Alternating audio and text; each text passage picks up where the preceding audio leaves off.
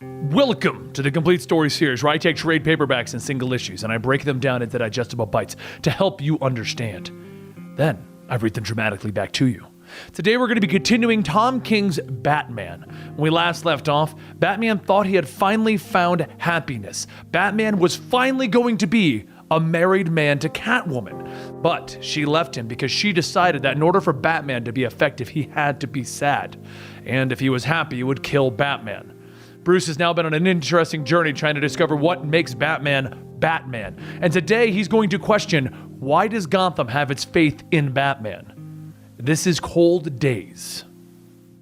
When we last left off with Batman, he was almost going to be married to Catwoman. But she decided that in order for him to be Batman, he couldn't be happy, which has now left Batman wondering, should he be happy? Can he be happy? Is Batman even correct in what he does? As Bruce's limo pulls up to Gotham South Courthouse, reporters swarm around him asking what does he make of the situation. He waves to them as he heads up the steps, stating that he's just here to do his civic duty. Like a lot of them, he's a citizen of Gotham too. But this case is a little different. It isn't about some random thug that he would be on the jury for. This trial is for Freeze, and how Batman brought him to justice.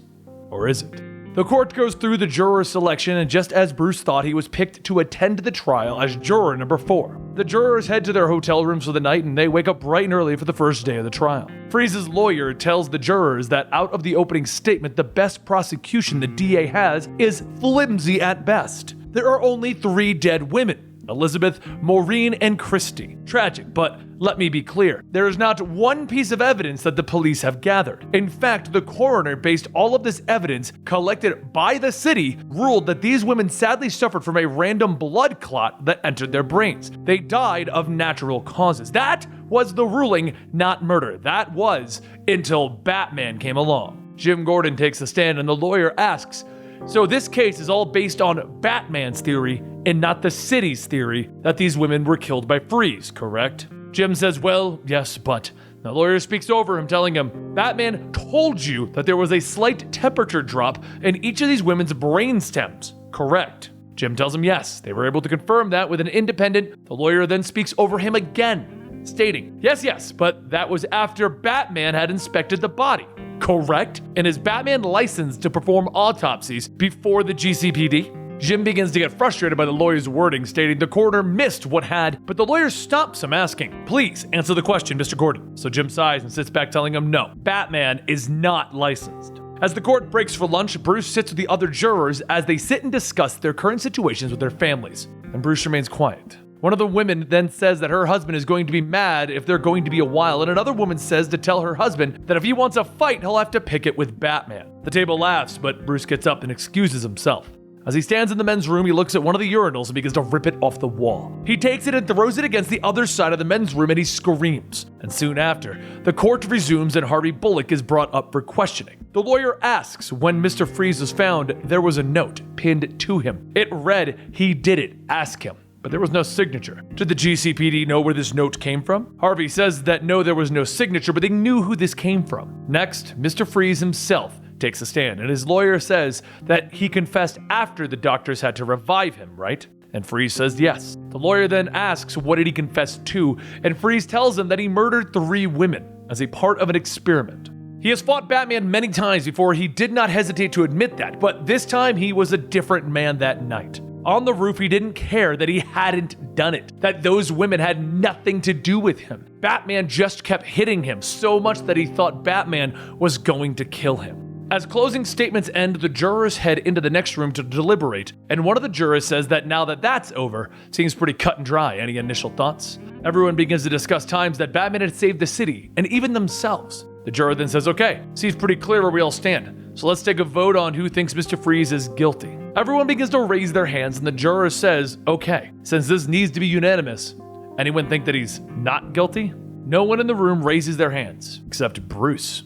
One of the female jurors says, okay, then how about we go over the 3 key pieces of evidence? First, 3 deceased women all had lowered brain temperatures. That was the cause of death. The police missed it and Batman caught it, and then it was later confirmed by a third party. Secondly, the police found Mr. Freeze defeated by Batman while wearing his suit and in possession of his freeze gun, something his probation specifically prohibited. Third, and the most damning, he confessed to the police after he was caught. He said he was experimenting on the women, which was a part of his plan to revive his wife. Everyone else begins to call out that there's no way that this couldn't have been Freeze, so how about they hurry this up and just go home? Considering some of them have actual jobs and they don't live a playboy lifestyle, Mr. Wayne, this should already be over. The facts are the facts. It's what happened. Isn't that enough? Bruce leans back and he says, no, that's not enough. There are 3 facts. I don't disagree with them, but maybe we need more context. Why don't we go over these 3 facts, each in turn, and give the context? Give me an hour or 2, and at the end, if we're still here, I'll change my vote. Fair? One of the female jurors says that that's fair, better than a hanging jury. How about they take a 5-minute break, and when they get back, they'll get started. Once everyone leaves and comes back, Bruce goes over the moment in the trial when Jim took the stand. He wasn't happy about how clearly the lawyer pointed out that his own people didn't catch it. Then comes along Batman. Hours later, they re-examine the bodies.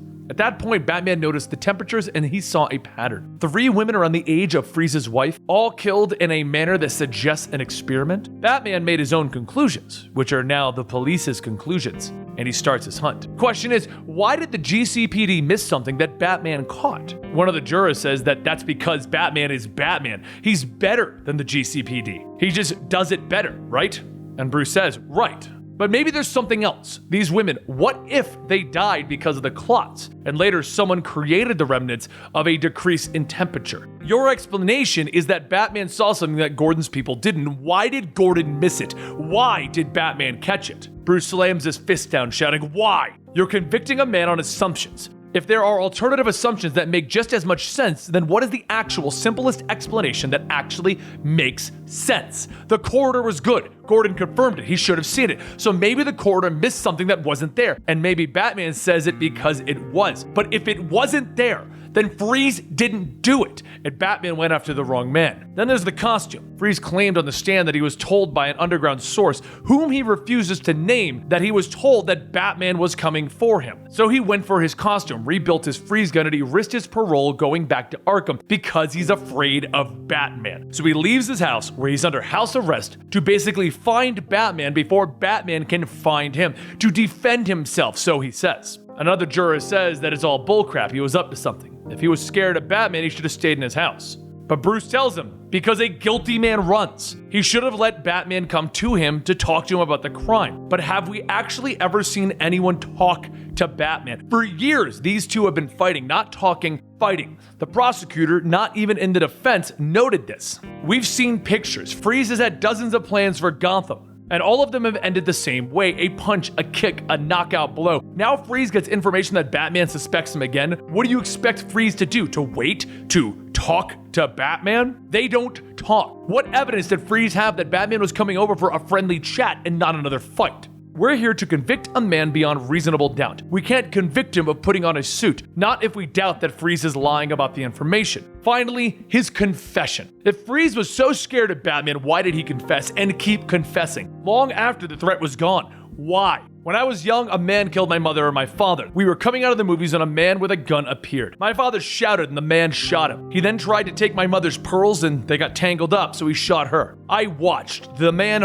ran, and when I fell to my knees, I screamed. As time went on, I tried to reach the very top. I was as happy as I could be, great friends, and I even had love. But then something happened. You lose something, and then you're 10 again, screaming for your parents. You would do anything to get away from the fright. What Batman did to Freeze, that level of violence, that cruelty, it didn't leave when Batman left, it stayed, and after that, Freeze said it himself. He wanted to get the hell out of there. This confession, it's after the beating. Whatever Freeze said, whoever Freeze said it to, that confession doesn't mean a damn thing. One of the jurors stands up and says that she can tell what he's trying to do. He wants them to doubt each one of the 3 pieces of evidence. Have them believe that Batman was wrong, bad, incompetent, horrible, or out of control. He's saying that Batman is not the hero that they, Gotham, think he is. Now, if he wants them to go along with that theory, he's going to need to prove it. Can he really, truly prove that? Bruce stares at the woman and tells her, yes, I can. He points at her blouse. And he says, I notice you're wearing a cross. The woman says that she believes in God, attended church for 20 years.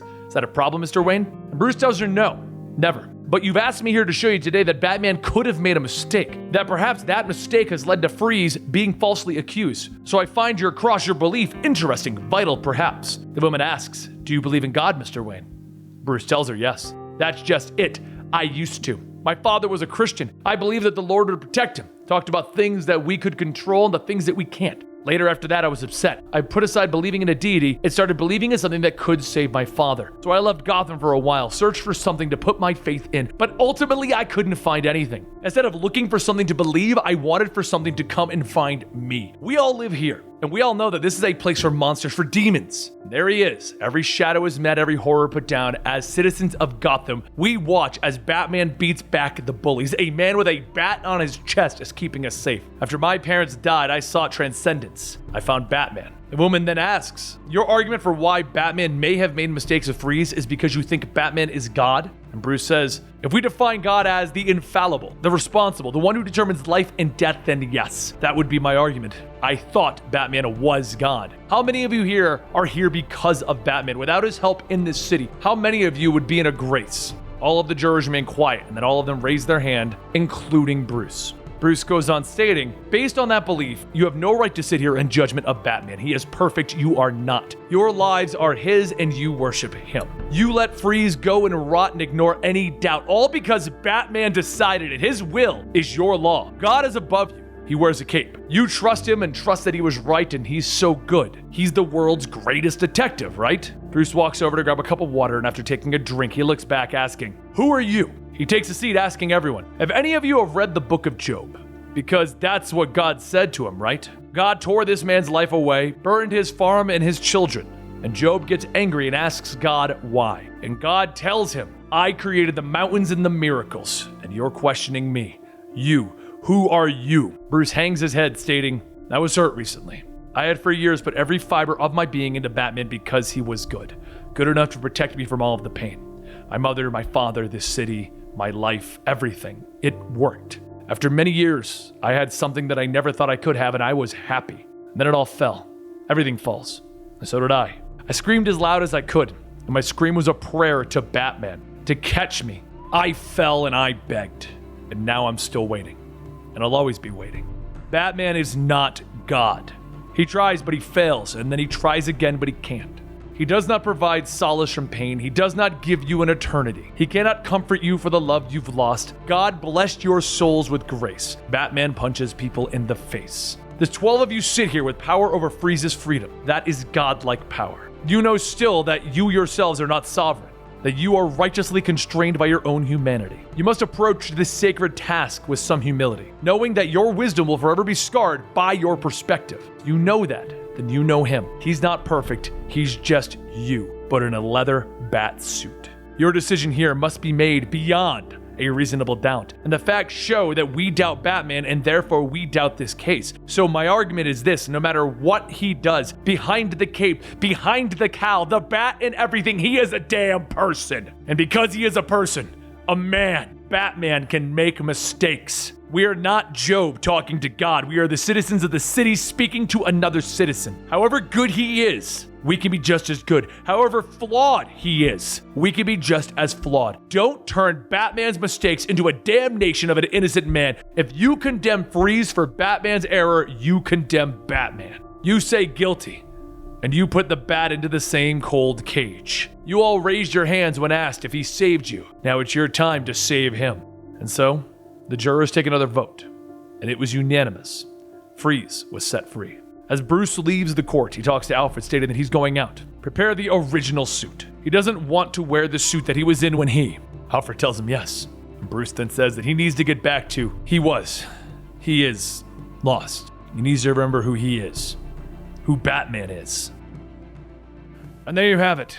What do you think in the comments below? Do you think Batman is a god? Do you think Batman is infallible? That was the whole point of this. Do the people of Gotham trust in Batman because he's basically a god to them? Well, I have a friend from another channel known as Comic Pop that I'd love to get his opinion on this because he loves Batman almost as much as me. I'm definitely a bigger Batman fan. I have tattoos. Okay. Sal, what did you think about Cold Days, the Tom King run with the trial for Mr. Freeze? I actually love. You gotta get closer. You gotta get closer.